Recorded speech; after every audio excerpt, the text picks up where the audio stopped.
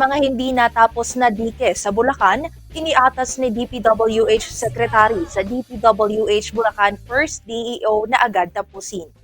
Inatasan ni Department of Public Works and Highways o DPWH Secretary Vivencio Dizon ang mga bagong opisyales ng DPWH Bulacan First District Engineering Office na agad tapusin ang lahat ng kulang at hindi pa tapos na dike project sa Bulacan.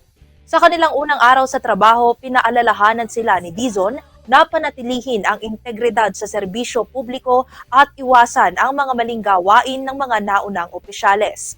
Upang masimulan agad ang trabaho, pinangunahan ni Dizon ang inspeksyon sa hindi pa tapos na dike sa Pampanga River sa Barangay Bulusan, Kalumpit, na matatandaang ito ang unang lugar na bigla ang ininspeksyon ni Ferdinand R. Marcos Jr. matapos ang matinding pagbaha dulot ng Typhoon Krising noong July 2025.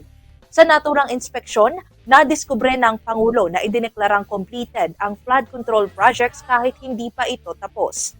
Dahil dito nagkaroon ng nationwide investigation sa lahat ng flood control projects sa bansa.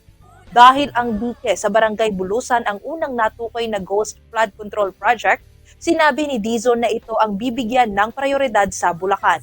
Tiniyak din ni Dizon na may ilalaan na pondo mula sa savings ng ahensya sa ilalim ng 2025 national budget upang matapos ang mga dike project at mabawasan ang patuloy na pagbaha na dinaranas ng mga Bulakenyo.